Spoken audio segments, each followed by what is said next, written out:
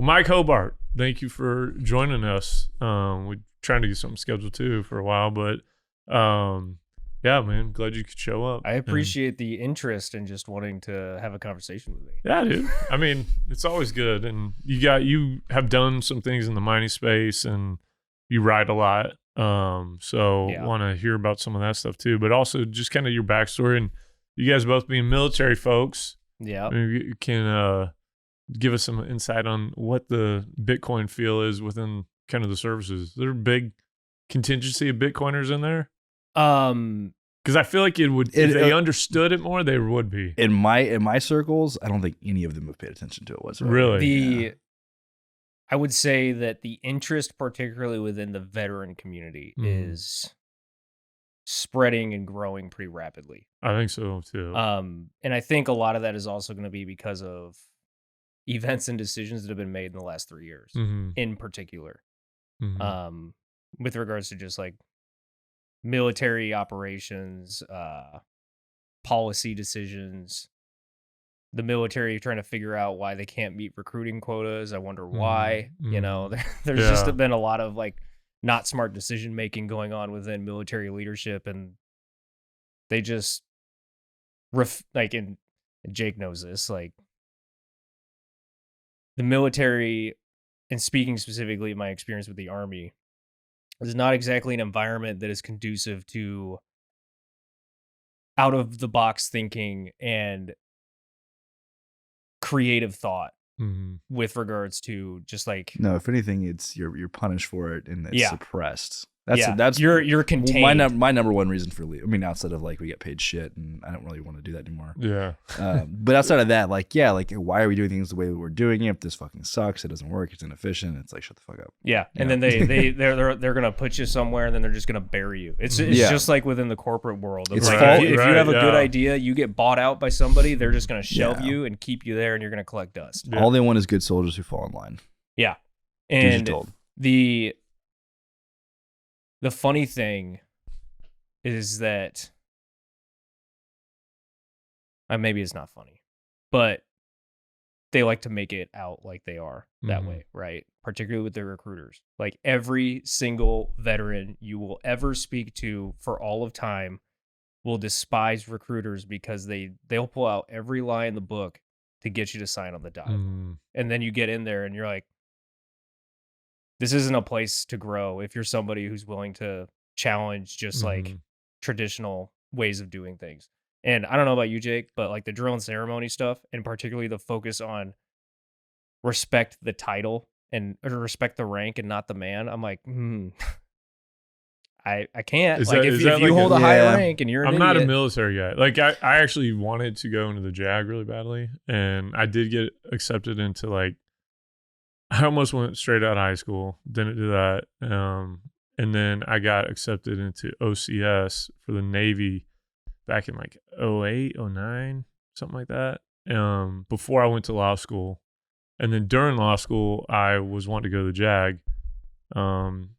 My ex-wife was not keen on any of that I did, so I ended up not doing it. But yeah, so I don't know like enough about it. I am curious though, because I felt like it would be something like Bitcoin in particular would be something that they would kind of resonate with a lot of troops or veterans in particular. But your experience is dictated based on, I mean, there's two totally different experiences. If you go to college and you go in as an officer, it's a much different experience. I mean, you still deal with some of the same bullshit that we're talking about. Like that doesn't necessarily go away, but it's still different.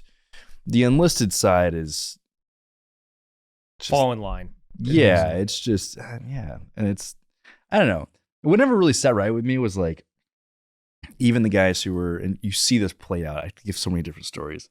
Like the 25-year master gunnery sergeant, he's the highest rank on the enlisted side, but he's still outranked by the 2-week. Butter bar. Yeah, exactly. What kind of relationship does that create? Animosity, really, typically. Yeah. And it's I mean, is there the stereotypical the like, by all means, like when I'm like, I know you're the same way, like there's still a lot of my guys that I love. Like the unit that I came from was awesome. It's just like, guys, like the structure of the organization that we're within is not conducive to my health and success. So I can't be. Right. You're not trying to talk negatively about individuals. Like I'm still in contact with my former commanding officer. Right. Like we still chat about a lot of, like, a couple months ago I had like a 3-hour conversation with him until like 2 a.m. talking about like all sorts of just crap that's going on in America. That's just not right. But the animosity that like we're talking about with regards to like the example with the master gunnery sergeant and the 2-week butter bar, the good butter bars are going to understand that while you may outrank him, he's going to know more than you. So you should probably shut your mouth and just listen. Use him as a mentor. Yeah. Right. And if you come in, but also like, you know, a master guns who's been in for 25 years also knows where you play in this space and kind of what, I mean, you're given a little bit of grace if you're. It's a good like lesson in just like politics, leadership, game theory, like all of that. Strategy. There's probably some really big douchebag guys that are 2 weeks in that are lieutenants though. It's unavoidable. Yeah. But actually I'll dovetail this or bring it back into like the conversation. The military is actually the reason why I even started looking into Bitcoin. Really? Okay. So real quick, my background is I was gonna say, tell us your background. My background is super diverse. I'll add in what we were talking about after the meetup. I spent the majority of my life really heavily into video games. Like I was getting into the pro circuit before MLG was a real thing, like all that other stuff. That was a lot of fun. So like if people want to talk about video games, I can what kind of games? Give us a list of taste. Like tactical shooters, like Rainbow Six Vegas was like that was like my game. But I also played like the super nerdy stuff, like MMORPGs, like World of Warcraft. Guild Wars was mine. Like my son would probably know a lot more what you're talking about than I do right now. But anyway, like moving on beyond that, I went to college for exercise science. The reason I even had interest in it was because during that time of my nerdiness and high school and middle school, I was clearly a nerd and kind of regarded as a geek. So I was pretty well not accepted in any social circles.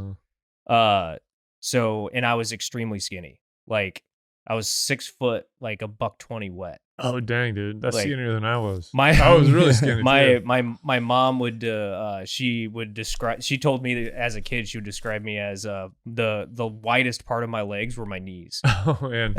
Yeah, no, I get that. And my dad, I was like 140. I was so scrawny. My dad was a power lifter. Oh wow, in high school, and he's got a bunch of trophies and stuff. So I went to him and I'm like, hey, can you help me get bigger and get stronger? So then I just started going in hard on like learning as much as I could about like how I can grow muscle, how skinny, high metabolism individuals grow muscle, like all this other stuff. And then I was just like, you know what? I like this a lot. This is a lot of fun. It's helping me. I can potentially help other people. So I'll go to college for it. In the like right as I was wrapping up my junior year, getting prepped for senior year is when deployment came up. Like I think it was probably the last like month or two of my junior year, I got the call. Like the call. It's like, hey, because I was in the National Guard. I got the call. They're like, hey, you're deploying August of 2017. You're going to Kuwait. I'm like, ugh. You guys couldn't just like put it off for like one more year so I can get the degree taken care of and not have to like break it up and come back. So as we were preparing for mobilization, I was talking with my mom because she's one of my biggest mentors. And I was like, hey, I need to start figuring out like investment theory and how to put like where to put my money so I can start making money and not like become one of those sob stories for a deployment where a specialist goes on deployment and blows all his money on like marrying a stripper or getting some or buying an Eclipse. Or buying a ridiculous car loan from one of the base guys where it's like, hey, buy a Harley Davidson. It's tax free here. Oh, by the way, the interest rate is 25%. I grew up in I went to high school in a military town. It was next to the Whiteman Air Force Base in Namnasser, Missouri. And like, dude, I knew so many guys. You saw so many like soldiers, like, well, I guess not soldiers, airmen driving around Mitsubishi Eclipses, dude. Mustangs, Mustangs, Chargers, and freaking Eclipses. That was like all of them did. Yeah. But Yeah, so I digress. My bad. No, you're good. Because like after, I mean, the story's very basically kind of wrapped up at that point. Because throughout the deployment, I mean, of course they kind of scare you into believing you're going to be super busy. At least for me, because I wasn't a combat operator. I was an aircraft hydraulics specialist, which like you kind of have to test a little high on like the ASVAB to be able to get into like the aviation realms. And my unit was particularly highly regarded throughout the country as far as like a really high operation rate. And like, I mean, we during our National Guard gets shit on all the time for doing the annual training during the summer, but we would go train with the 160th, like special forces. So it's not like we were completely useless or anything, even though we were National Guard unit. And so while we were out there, we were told we would be looking over 72 aircraft.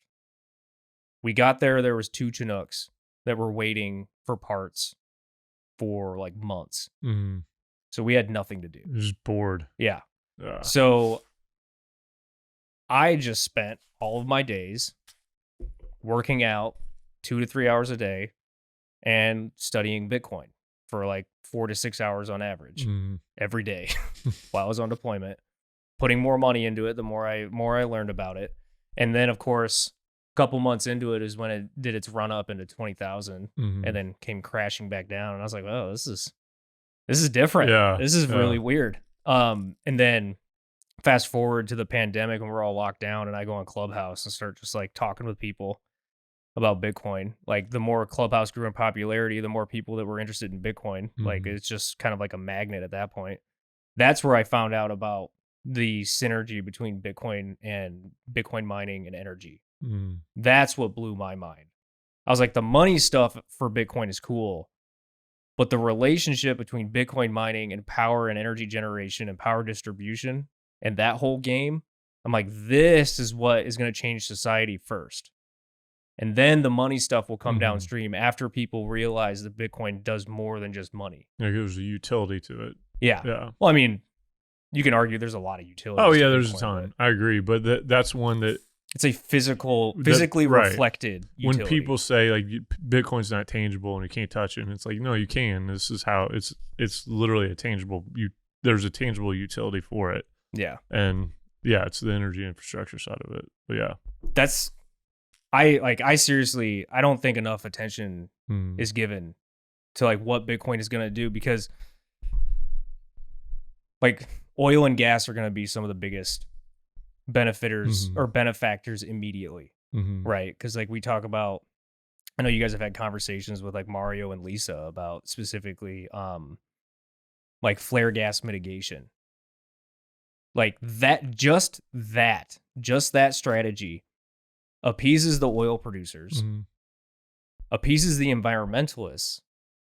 It should. The climate catastrophists. It should. Right? Because more people need to get their eyes open up to the fact that all this climate catastrophe stuff is nonsense, and it's just that.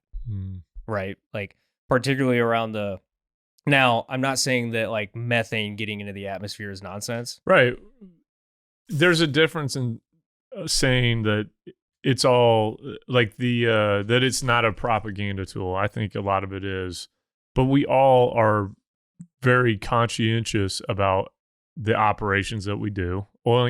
Oil and gas companies focus on it all the time. I've worked with some nobody big wants operators. to waste methane. Right. Your product. Yeah. Right. You don't want to waste it. Yeah. So it's like, this is nobody wants that. Yeah. And so they're constantly looking for ways to achieve a way to economically achieve completely mitigating that issue. And that is where Bitcoin mining steps in. It should appease both sides. It should be very beneficial. Yes. And the really crazy part is that while I was working with Great American Mining in 2022 out in the Bakken Basin or Bakken Basin, I always pronounce it wrong. While we had our flare mitigation centers out, you just call them data centers that are being using for flare mitigation. We're out there consuming the methane, like as far as like from the associated natural gas production, right? What we were seeing, what I saw when I started looking at the data when I got brought on, my mind was blown, because they had it, like we had it marked out to where on the chart it would show the production of both oil and natural gas yield. And then we had it marked out to what those numbers looked like or were reflected after we were brought on to the operation. Mm-hmm. To the point of where you see the oil production right up where it was before, but then the associated natural gas yield is down by like anywhere from 50 to 90%. So my mind immediately was like, okay, so like in these regulated markets like North Dakota or Colorado, which Colorado's regulations are basically communist in my opinion, where they're like strictly like limiting how much you can flare or vent. Okay, let's play ball. Like let's bring on flare, like digital flare mitigation strategies with data centers. It can be Bitcoin or it can be the HPC high processing compute for AI. I mean, I would recommend Bitcoin because whatever company is doing the AI stuff, they can just decide not to do it anymore. And then all of a sudden you're out of a demand source. But you bring these guys on in these regulated markets. Okay, we have to reduce our emissions by like 92%. We'll consume like 90% of the emissions that are coming out of the ground. And then that opens up a massive opportunity to even like increase your barrel per day production by like 50 to 90% if you wanted. Then all of a sudden you have an additional line of through new drilling. Is that what you're saying? No, like even like on the operations that are pumping now, like any of the operations that are limited by these regulations because they're flaring or venting too much. Yeah. Why not bring on these miners? Yeah, not having the gas left to bring up the oil. Yeah, because if the flare is the limiting factor, on what you're producing from that, reduce the flare so that you can still you could even flare at the same rate, but you're consuming more of the gas, so you're getting more because like the gas is coming because of the well more. Yeah. And it's like, why wouldn't you? Because then you're getting an additional line of revenue through the Bitcoin mining. And you're able of increasing your barrel per day production if that's what is desired. Because like, then you have the argument of like, well, do you think that the cost of a barrel of oil is going up? Well, I would argue it is because like demand is now higher than it was in 2019. Yeah, and the cost of materials is definitely more. Yeah. Ridiculously more. And with all the stuff that's going on with renewables, if they really want to try and grow renewable like penetration as far as like energy generation goes, you're going to need a lot of oil to make those solar panels and all that other stuff. Or if you're arguing for like the revitalization of infrastructure in the US for power distribution, you're going to need a boatload of that because the American Society of Civil Engineers gave America's power infrastructure a rating of C+ in 2021. So that's you need oil for all that infrastructure. If you need nuclear, you need oil. Like you need oil for everything. Demand's only going up. Yeah. No, I think we all would agree on that. Like, I wouldn't be surprised, especially with what's going on in the Middle East, if there's another crunch coming here before too long. Unfortunately. What do you tell us how you got to GAM? Because GAM was, kind of one of the more well-known names in the off-grid mining space, for a while and fairly early into it. How did you get over? Like, how'd that come about? So, I think at this point, because GAM got really well known thanks to Marty Bent, right? Like Marty was talking about who's like the founding team is Marty and who else? There's a bunch of wasn't Tom Massey was over there? Yeah, Tom Massera. There's Brad was over there for a while. I love Brad Cuddy, man. He's like one of my Brad favorite Cuddy dudes. he was one of my favorites. To be honest, I'm not necessarily sure on who all the founding team was. I know that Tom's awesome too. AJ Scalia and Drew Armstrong were there at some point. I believe they were. It's so funny. That's like it's like the GAM mafia. Like they've all gone off and like done even bigger things since then. Yep. Yeah. And and now like those guys, obviously like Marty, Drew, and AJ, they have Cathedra, which is doing a very similar project.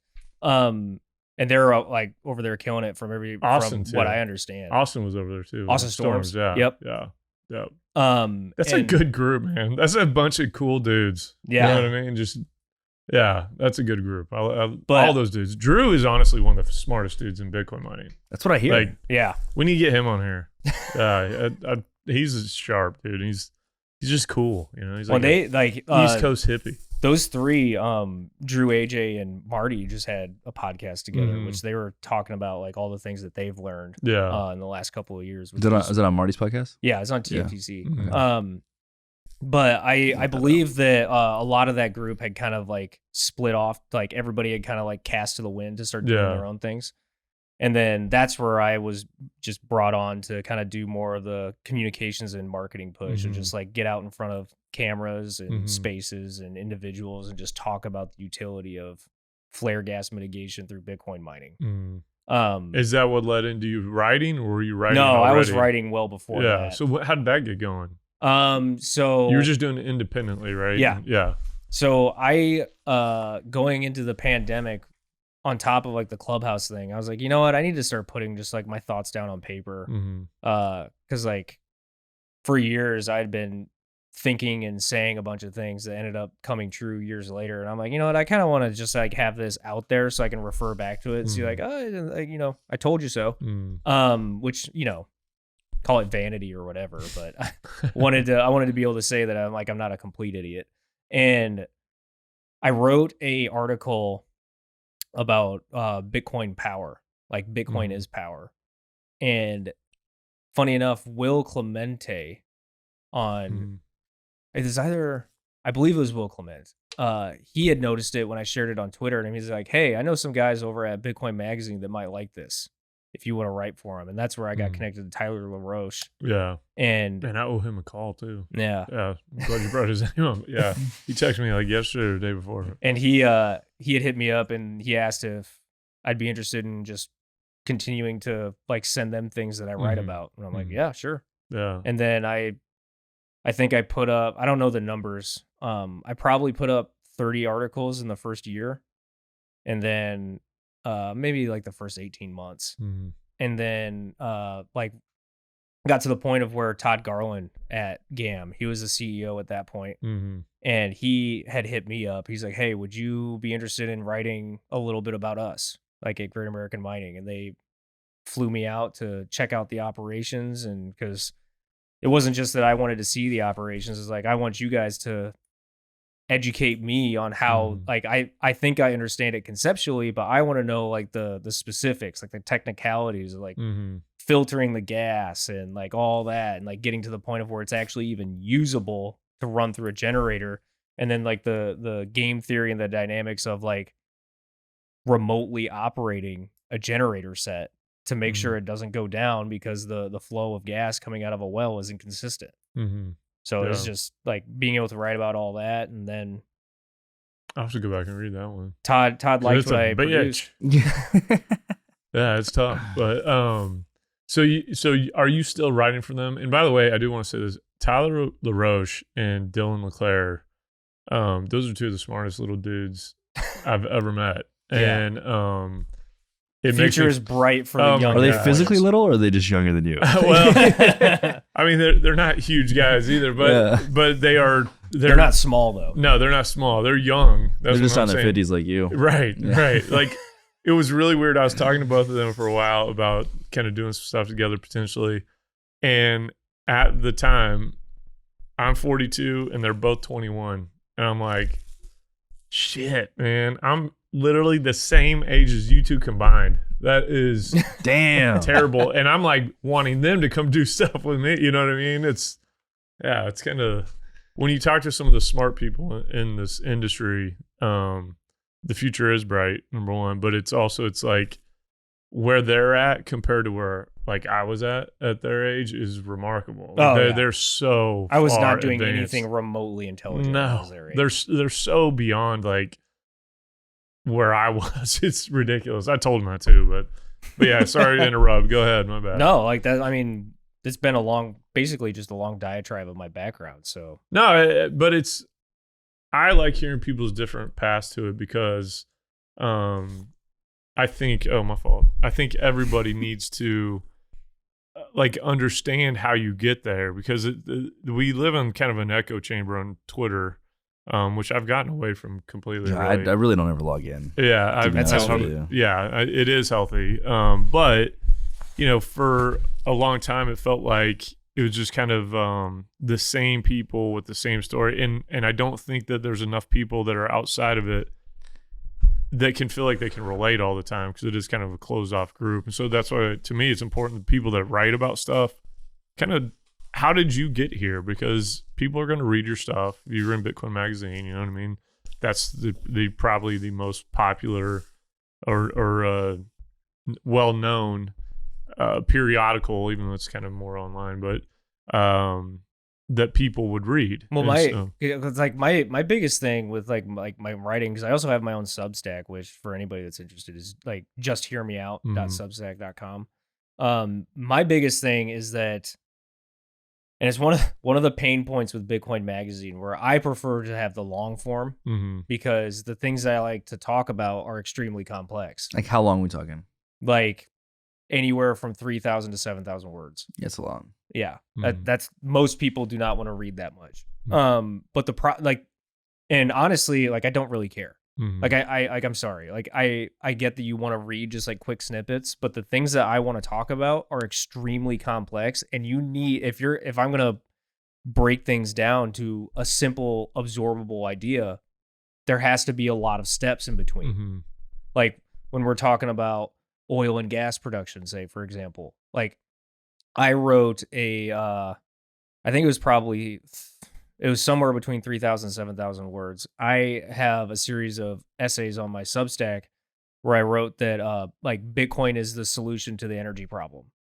And I focus specifically on oil and natural gas, like talking about how natural gas hasn't been invested in for the last couple of decades. And the Iowa Law Review did this paper back in 2015 suggesting that we needed like 96,000 miles worth of pipes, like to be able to facilitate all this stuff. And it's like, well, I was gonna say, you talking about natural gas transportation, or because I'll tell you, go look at the Haynesville. There's a shit ton of money there. But the thing is that like since that time, the amount of natural gas that we export has like, I don't know, 5-6x'd. It's like, okay, it's so up a lot. We might have met that like quota as far as like the pipelines, but like when we're pushing 5-6x more product, is it like, is it facilitating it? Like, that was just a question that I brought up. But, or like writing about how I have another article about how I think the fiat economic system is contributing to the stress problem, which is contributing to the testosterone problem in the male population. Like, I wrote about that. That's interesting. I'll have to read that one too. Joe Rogan just said, who did he talk with about that? He was talking to somebody about the or no, maybe it wasn't Joe Rogan. Maybe it was Chris Williamson on his podcast. He has a lot of good ones on the testosterone. They all look kind of similar, so that works out. Yeah, but it's just testosterone, like natural testosterone. Oh, it's crazy. It's just what is it? plummeting. Something like the average 25-year-old has like the testosterone of like a 60-year-old from like 20 years ago, 30 years ago, something like that. It's not that long. It's all factors that we can control. Oh yeah, diet, exercise, lifestyle. Isn't that freaking crazy though? It's kind of scary. It is nuts. Like, well, and we're all getting neutered. Yeah, and another thing that I've written about is that, like, so on the fitness front, if we want we're dealing with a public health crisis right now in the U.S. with, I think by 2030 it's projected that 70% of the population is going to be at least obese. God, dude. Like something like that. But then they make it seem like if you want to work out and you like try to take care of yourself, that you're some type of freaking chauvinist. Fascist. Yeah, like it's like, wait. Well, what? I mean, when did that change though? Because it wasn't that long ago. That it was is like a thing, but also like let me play devil's advocate here. Fitness has now become more popular than it's ever been. Yeah. Right. Yes. It's a necessity. Right. You know what I mean? But like, think about like all the fitness influencers and how like there's this like, I don't know, working out kind of. But like, then how's the population going to be 70% obese then? So they're because that's not that's not outpacing. Obesity is still the outpacing. Food issue, They're both growing, but obesity is growing and our much food faster. Is shit here. Yeah, you touched on that because I wanted to bring it up. There's two problems with the whole fitness fitstagram nonsense that's happening. A lot of those individuals are not doing it naturally. Yeah. Was it Osmoprec or some? No, there's Ozempic, which is the diabetes drug that people are using. That's not it. Oh, is that what they're using to lose weight? Elon Musk was using it to lose weight, and I'm like, not a smart move. But like a lot of I saw they were testing it on like 6-year-olds. Yeah. No, don't do that. But a lot of the fitness influencers are like juicing with like testosterone. Yeah. Regardless of whether it's TRT for like the guys that are in their 40s and up. It's like, I'm not going to judge you by all means, guys. Like, take the TRT. But if you're 21, Yeah, what are don't. you doing it for? Stop it. Yeah. But the other problem with the food, that's always been a thing though. Yeah. Since like the 70s, Well, right? especially you when- look at like the muscle mags and now everybody's open about it. Like even like Phil Heath, who was like, 7-time Mr. Olympia and stuff. While he was in, wasn't talking about it. Now that he's retired, talks openly about it, and so does everybody else, right? Well, yeah. And everybody had always known, but Yeah. Well, I mean, you and tell. like the access to media and social media in particular. Pardon me while I is drink my just- energy drink. Yeah, it's just like feeding where I think that becomes criminal, in my opinion, then we'll get back to the topic, is the Liver King, right? And so you're Oh, selling, gosh, yeah. you're selling selling a product. ancestral supplements, right? And you're saying that your entire look is based on that when you have $11,000 a month, performance enhancing. Gosh, is that drug what he was routine. spending? Yeah, a and month? like mostly on like Oh, you growth. should look up growth and more IGF plates, and- more dates. Derek did a breakdown of like what all he was taking, and it was just Yeah. ridiculous. But anyway, the food topic is something that I like to really bring up with regards to people that are like looking to improve their health and their fitness. There's an issue in the US with regards to the quality of the food that we have. Oh yeah. Whether it's like, say, so I'm going to plug a friend of mine. I'm sure you guys have probably know of him or heard of him. It's Texas Slim with the Beef Mhm. Initiative. Yeah, like yeah. he's spreading around a lot of good information on like America's sourcing of beef and the fact that a lot of it's actually coming from Brazil, and like the stuff we're producing is being sold elsewhere because we can get a premium on it. There's also problems with which Texas Slim pointed me to, and I like went down the rabbit hole as far as like the quality of the soil. Industrialized monocropping destroys the quality of the soil to the point of where researchers like Gabe Brown and David Montgomery have determined that the soil health in the US is so bad that the produce that's being yielded from that soil has 12.5% the nutrient density as our grandparents' fruit did when they were eating it. That's crazy. Which for those of you that understand fractions, that's 1/8. Mm. And that would be like, so if you have, say, if you're a parent and you're trying to get your child to, be healthier, work out more, be more active, lose weight, they effectively have to eat 6 to 7 times more content in order to actually get the nutrient density that they need to be able to Right. grow. Like that, I mean, that's the conclusion that I make, because I'm just like, because if you think about it, the produce that's being yielded from the soil, that includes corn and all this other stuff, and that's being used to feed the livestock. And ethanol. Yeah. Right. Which Yeah. you and that goes back to oil. Right. And like when the soil is in such a poor condition, you need fertilizers for those crops to grow. Right. Yeah. So I think he's talked about. I'm sorry. This is gonna. Actually, no. I'm not sorry. I don't care. It's going to go into, or we're talking about some of the soil issues. They're not doing kind of the cyclical cropping, right? Like where No. you grow corn. I mean, one there year, is you give it a break, there's and, some of that, right? But it's not regenerative agriculture. Right. So, and that also ties to some of the solar stuff. Now, Texas is not as big of an issue because that is not really cropland out there, but it probably used to be back in the day. It has no utilization for that now because of how shitty it is. But that's part of what might come. And not to go conspiracy theory or even talk about movies too much, but like Interstellar. Yep. That's basically what happened in that, right? Was that they couldn't grow any crops. Yields less, Right. and then all of a sudden all you can do is grow corn. Right. And it's like, man, just you run into these type of issues, and there's a lot of It's something that's it's a systemic issue. It's gone so far and for so many generations now, since like really what, 50s, 60s? Well, it could actually, it goes back farther.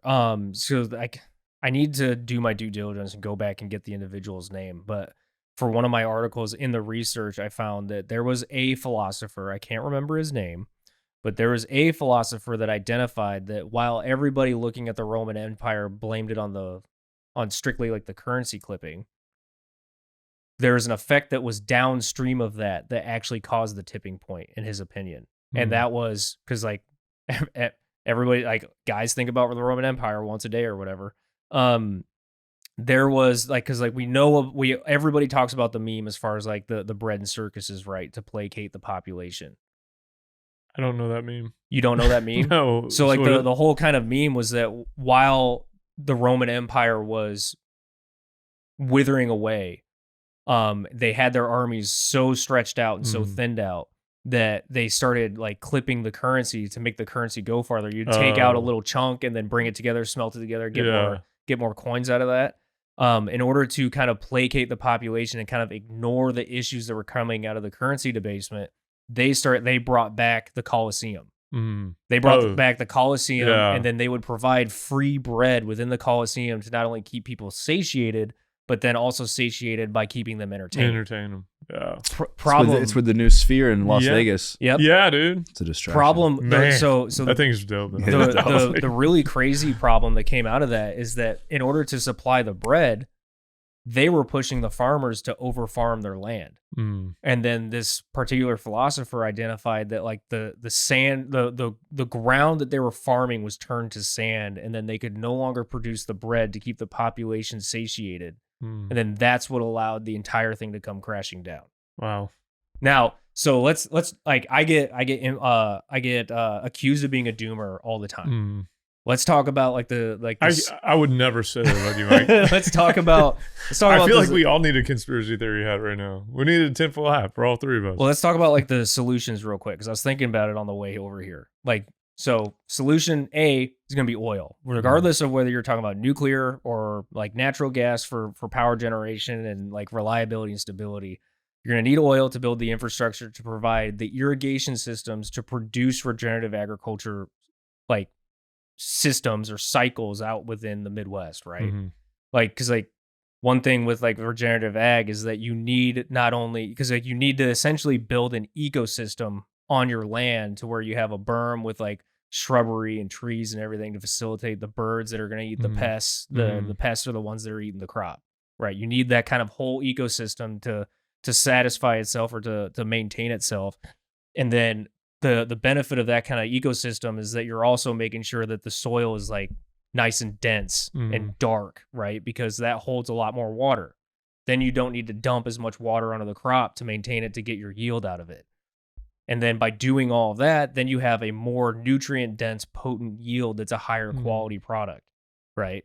Like that's a kind of solution to get back to like building America up. That's like a literal grassroots foundational system to start building America back up. But you're not going to do it with a fiat system that doesn't want to like identify or acknowledge these problems. Yeah.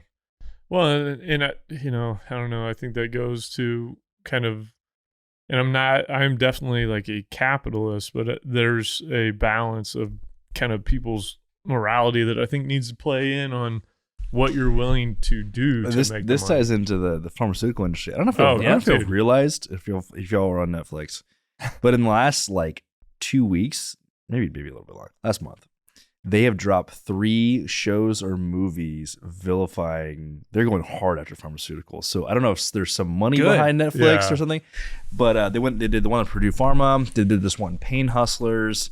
And then even the Fall of the House of Usher, the old Edgar Allan Poe story that has been modernized. The House of Usher was a pharmaceutical family. Well, dude, right? And so I'm convinced they are like Satan incarnate. You know what I mean? I despise them. But that also goes hand in hand with who facilitates it. Right. Insurance companies. Right. Oh, it's a big old so like the circle whole healthcare system is very incestuous and well, even calling it a healthcare system is just a lie to the population in general. Yeah. It's a symptom management system. Like you're not actually solving the underlying problem. We're just going to make sure you feel okay. Right. Well, enough to the point to where you keep coming back. Yeah, exactly. Rent seeking. Yeah. There was something else that I also wanted to bring. Oh, have you guys looked, speaking of just like all of the problems that we've touched on and fascism, and let's get into communism a little bit real quick. Have you guys looked into the background of like the kind of green initiative projects? Well, I mean, I've heard about it. I haven't looked into it, but Is that a specific product? Are you talking about So there's two. macro? Greenpeace, which is the one that Mhm. the Bitcoin community knows very well now. Yeah.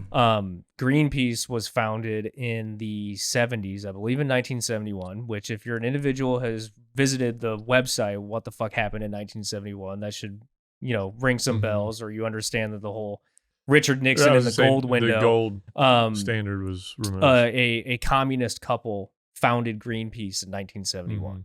And then there's another green initiative that was founded in the 90s after the Cold War by Mikhail Gorbachev.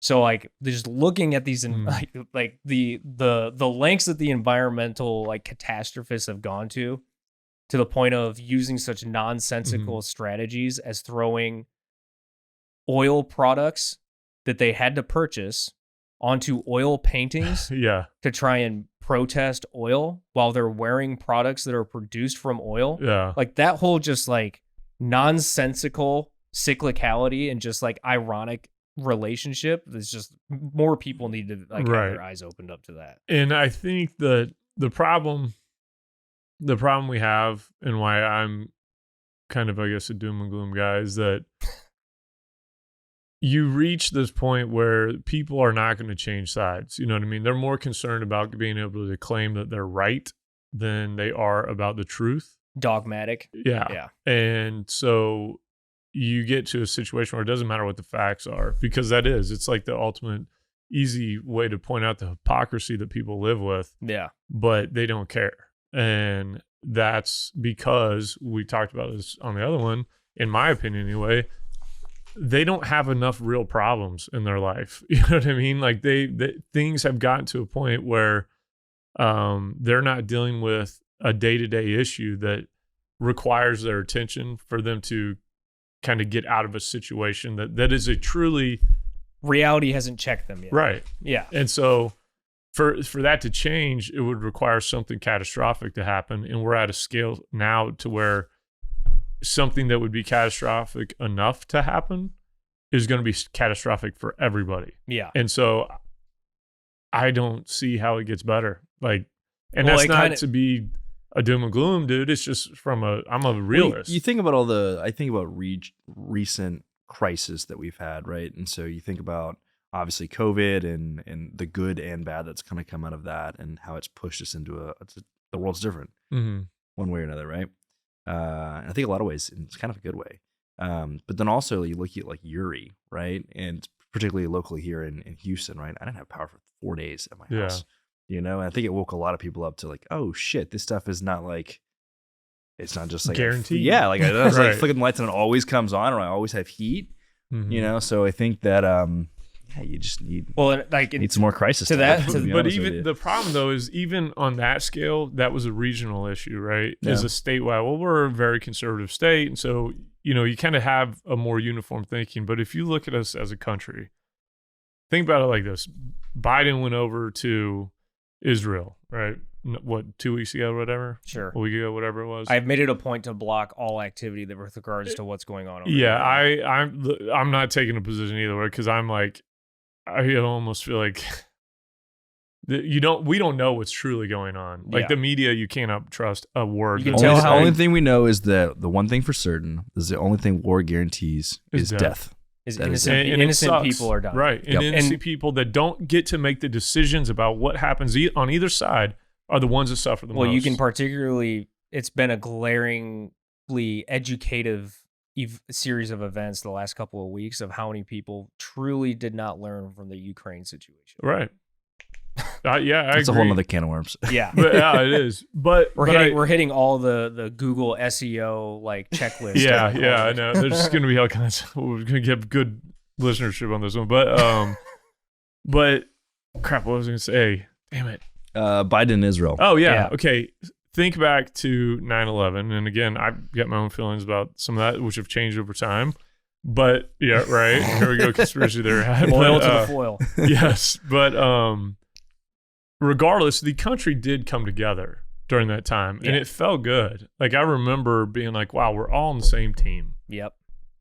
If something had for about happened, 2 weeks. Right. Yeah. Well, it lasted a little bit longer than that. You were older than me. I don't remember. Yeah, I was. Yeah, you were like 10, probably. Yeah, right? I I was born like yet. 21, 20, something like that. So yeah, but I remember like it was nice to feel like, wow, like we're a country. We have differences of opinions, but like we're all moving into the same direction. Right. Yeah. Say something had happened to Biden over there. There would not have been a uniform reaction from a country standpoint. Like, and that to me, when I think it would have descended into chaos because I feel like he's already he's senile. He's a puppet, dude, right? And so like you've already saw with like the Speaker of the House debacle. Like I think that would be on a much larger scale. Oh my gosh. There might be a coup for power. Well, and I think just from the population, from the constituency of America, like it would be chaos there too. Like and bringing it back to Bitcoin, then I think that this is why it's the perfect storm now that RFK has announced that he's going independent. Right. That if there's anybody who is ever going to get elected as an independent, it would be him at this moment in time. But he's not going to. Well, I wish he could. Why not? I wish he would. Two-party system is the main reason that it wouldn't work. It's just how the two-party system works. Because that's fake too. I'm gonna really go hard. Like this whole thing is simulation. designed to just put you in a camp. They don't give a shit what camp you're in. You know what I mean? They just want you in a camp because it's easy to sell. It's easy to read you. It's easy to control you. It's easy to feed you. Drive emotionality and dogmatism. Right. And so they don't care what side we're on because they know just from statistically, you're going to break in. If you got two, it's going to be 50-50 for the most part. And the population of the people in the middle who are like, man, this is all bullshit is so small that it almost doesn't matter. And like I can sit here and say, oh, none of this stuff matters. This is all fake. This is all fake. And they can do whatever they want. And me believing that all this is fake actually even plays into their hands. You know what I mean? We're it's a tough spot, man. It's a tough spot. Well, so like I have effectively taken us down a pretty doomy line of conversation. But there's another thing with regards to the whole like Bitcoin and energy and power distribution and infrastructure thing that I also kind of wanted to talk about with you guys to get your thoughts on. I wrote a paper that is on my website, like right on the homepage is the first thing you see. Like if people want to read it, the website is mikehobart.online. It's super easy. But I wrote a essay talking about how, so one of the problems with energy generation and just power generation, they're technically two different things, right? Because like energy, it can be heat energy, radiation, oil, whatever. Heat, I said heat, but and then power generation is utilizing energy to produce specifically electricity, right? The interesting thing that I think that everybody in the world should be particularly having their eyes opened up to is when we look at, one thing that doesn't take a whole lot to like, or like a very big leap for people to grasp is that like you take countries that are underdeveloped, like say somebody in Africa or, Central America or South America that isn't modernized, and you bring in modernized energy generation and power distribution strategies, they can leapfrog the whole process that say a country like the US has had to go through for the last 2 centuries, right? Mm-hmm. You leapfrog it. And then like the return on investment for that is like a solo model, which would be like what I referred to in the paper, which is SOLOW. It's a law of diminishing returns curve where you jump up and you get really great returns and it starts to peter off, right? It's no different than working out. Like somebody that's new to working out is going to see massive gains early on and then it's going to peter out because you adapt. A country is no different. It's going to adapt to the amount of power generation and power distribution that is capable of generating. And then things are going to become ubiquitous and all this other stuff and saturated, and everybody's going to get access to reliable power and all this and whatnot. So the interesting thing is that in this paper that I wrote about, because as I was doing my research, I found out there's really not a whole lot of research out there that talks about the value that energy in general plays into the GDP of a country. Think about that. When we're talking about the effectiveness and the economic penetration and generation of a country, energy is really just not. Yeah, but it should be, because you look at it, the ones that have highest GDP, they probably are energy producers.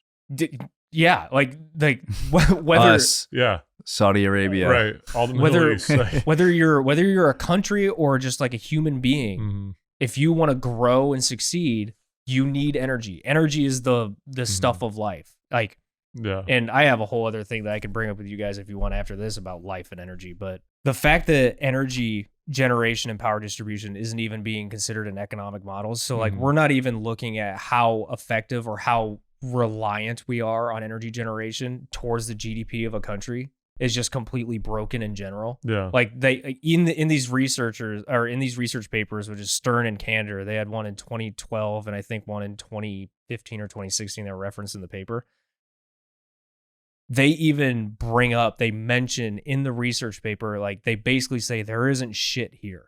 Like nobody's looking into it because like when it comes to like bigger countries, like Jake mentioned, they're just assuming that energy generation is reliable and it's saturated and it's there, which is like, you can't do that. Cause like, especially when you're incorporating the whole renewable thing into the conversation, that's actually making, thanks to ERCOT, like them having their own system, we're now finding out that like bringing on too much renewable generation actually weakens the entire grid, right? Because of the reliability issues, right? Yeah. And the reason I brought this up is that like we need all of our like state legislators and like our congressmen, our senators, our like the House of Representatives. We need every single individual to get educated on this, because if we want the US to avoid a Roman Empire thing, we need energy.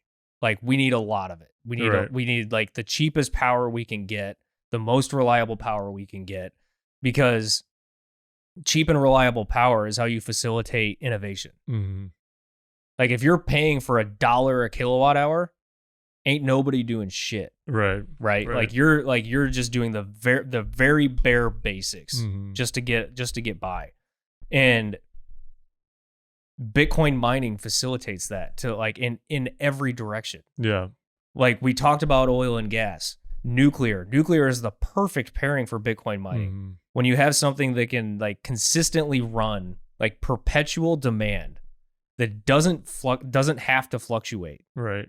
That is a highly competitive market, which is constantly like the energy consumption of these ASICs is just down and to the right, like consistently. Yeah, it's just straight down. Yeah, it's remarkable watching what some of them can do, like the joules on that compared to even 3 years ago. Yeah, you know what I mean. There was I can't remember who shared it on Twitter, but somebody had made a chart like detailing like how many joules per terahash, and it was like when it like 10 years ago, I think it was like double-digit thousands joules per terahash, and now we're down into like 20, like 20, 23, something like that. It's very, very low. So very like low. So like with energy generation, like you have this capability of like, say for like we have to get new nuclear projects up and running like as fast as possible, like not as fast as possible, but as fast as safely possible, right? And so like, and one of the things I like to talk about is like you have a new nuclear project coming on, whether it's like a full reactor like 2 gigawatts, or it's like a small modular reactor, which are going to start deploying in the next like 4 years from Westinghouse. Regardless of whichever one you choose, you can build it with Bitcoin mining. You can build it anywhere. Because like you're going to have like cooling towers. So you need to have the water source, right? So you have a spot. It doesn't need to be like really, really close to like any sort of like local population center or anything. You just put like Bitcoin miners on site with it to provide the demand to allow the nuclear reactor to run at whatever percentage capacity you want it to run at.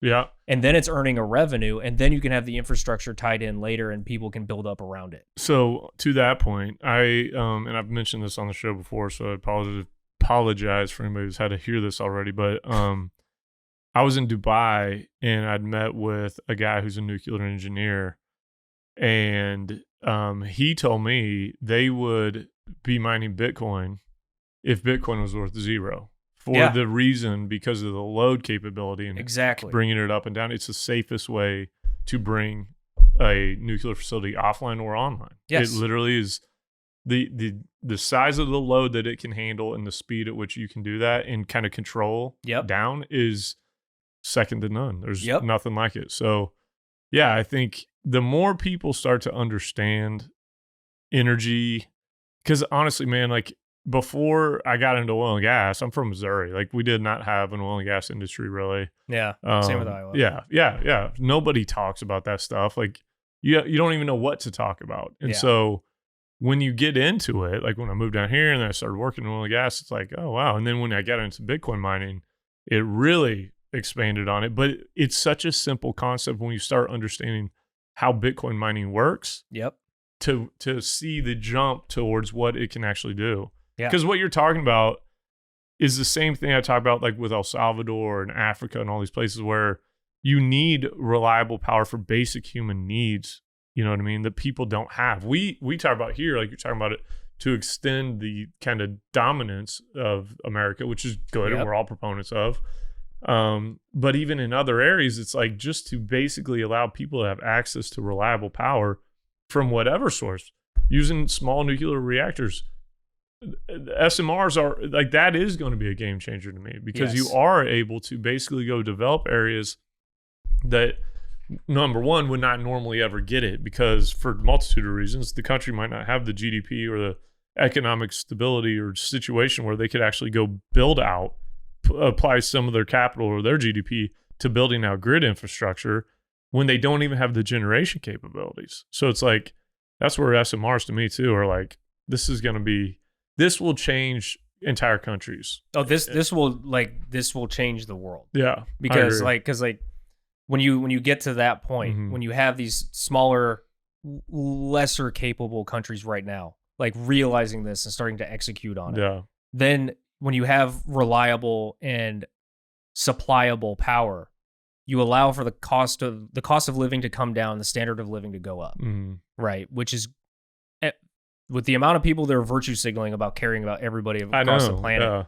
that should be something you care about. Right. And then there's also a conversation point of like, so Great American Mining, like I was pretty heavily black pilled as far as like for oil, like in that sense of black pilled. I was like, oh yeah, all oil, like all this.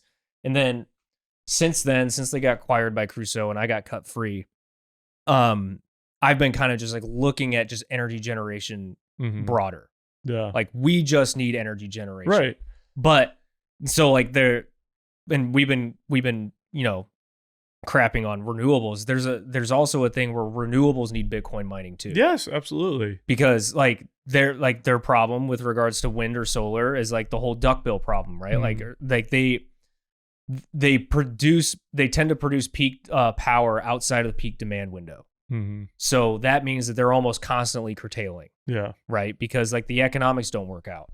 So the projects that are up and running now that aren't completely like dilapidated, throw Bitcoin miners on there, provide the demand, allow the project to earn revenue and keep running. Right. Then if the grid needs the power that you're generating, you send it down. Then curtail and redirect the flow of electrons. Yeah. I mean, it's the simple concept that we talk about all the time, and it's inevitable because it is simple and it is real. But you know, it's until it's widely known within those groups that this is not only an acceptable route to go, but a functional and a great utility for them to utilize to extend the life of projects.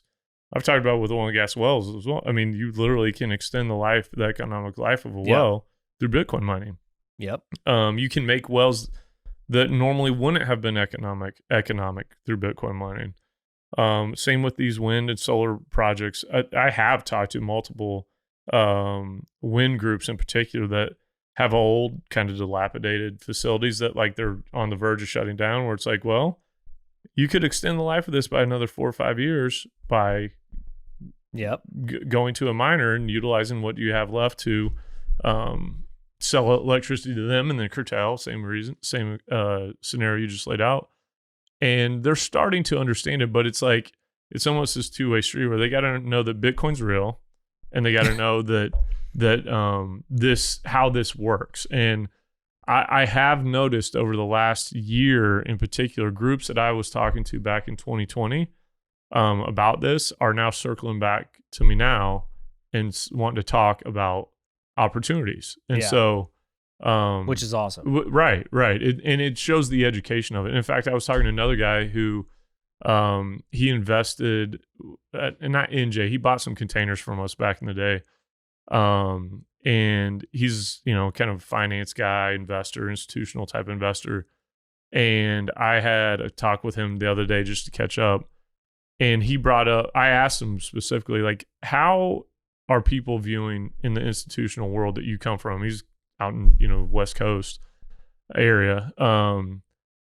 What is it like now compared to 3 years ago when we first started talking to you? And he's like, it's completely different. Like everybody, the conversation is not around the viability or legitimacy of Bitcoin anymore. It's around the projects and what's the right project, what's the right timing, things like that. Shopping. Right.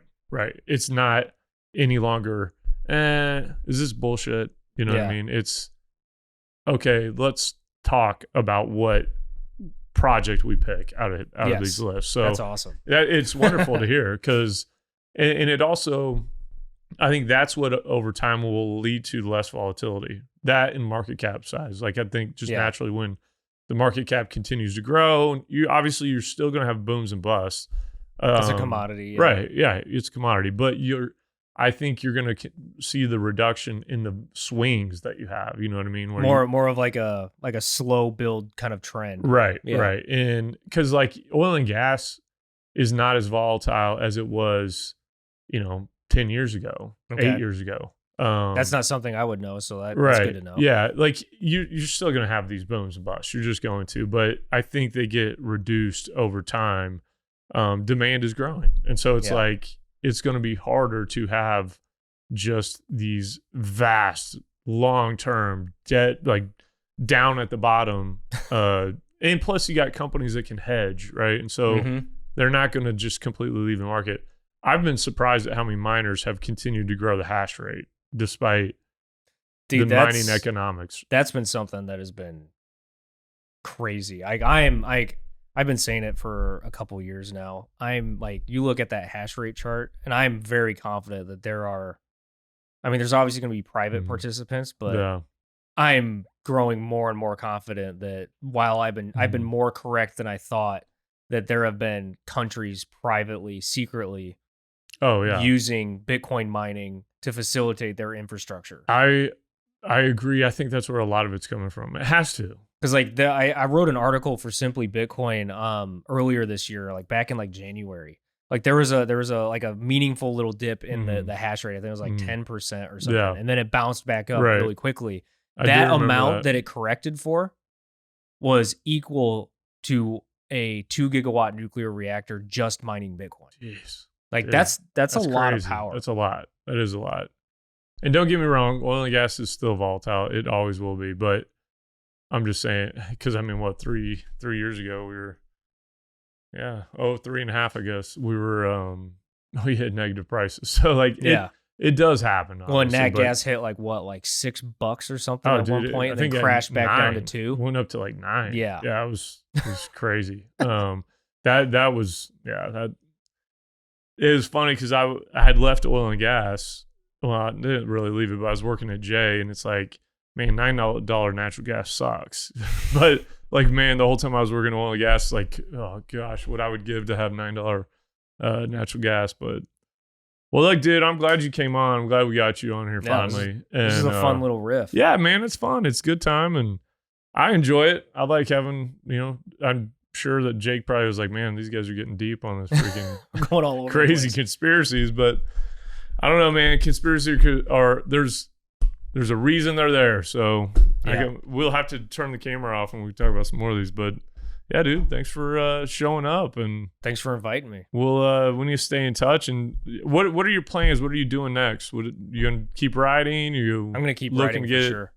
Back in the industry in some capacity. Yeah, I definitely aggressively want to get back in the industry. One thing that I'll tell you, and I'll tell anybody that's trying to get into like any Bitcoin industry, whether it's like helping a company build an app or getting into Bitcoin mining, like you definitely want to, if you're going to get into this, like you need to really put in as much effort as you can to contribute to the survivability and, and the track record of your company or your project. Because if that employment opportunity goes away, it's going to taint you having to go back into like the fiat job market. Because you start to reassess everything. It's like, nope, this is a scam. This is a scam. Like this product is completely bunk. Like this is like you judge the world in a completely different once manner. You put on the glasses, man, you can't take them off. That's just the reality. But I'm also working on producing a book. Oh, nice. Specifically to argue like the value that like Bitcoin provides to a society. Because I'm sure you and the listeners have probably determined I like looking at very complicated systems and relationships. And in this book, I'm looking to compare looking at complex adaptive systems and then looking at a body and a country and how they're very much the very same operation and relationship. Like a body needs ATP that is an unmanipulatable high energy like density source of power for like all the cells in your body to to work together as an economy. Country is no different. Yeah. Like when you put in an energy input into a country that isn't true, like a fiat dollar, inflammation and complications start to build up all throughout the system like cancers. Oh, yeah, right? Yeah, it's true. And that's a problem. Right. That's interesting, man. When's that going to be ready, you think? Ooh, I've got an initial draft of the manuscript now. But like with all the different projects, I'm working on trying to help as many Bitcoin companies as I can. Hopefully I can get it all edited and pushed off to like an actual like professional editor friend of mine to look at in the next couple of weeks. Nice, dude. That'll be interesting. Yeah. I'll have to let me get an early copy, man. Yeah, for sure. Yeah, that'll be fun. Well, thanks, dude. I'm glad you showed up. I'm glad we could work it out. But yeah, anytime we'll have to do it again. Absolutely. And I'm looking forward to you guys hosting meetups here in Houston. Yes, we're hosting meetups here at the studio. Well, not at the studio, but in the building. Last Thursday of the month. Yep. So thanks a lot, man. Looking forward to it. Looking forward to the next one. All right, man. Thank you. Later, y'all.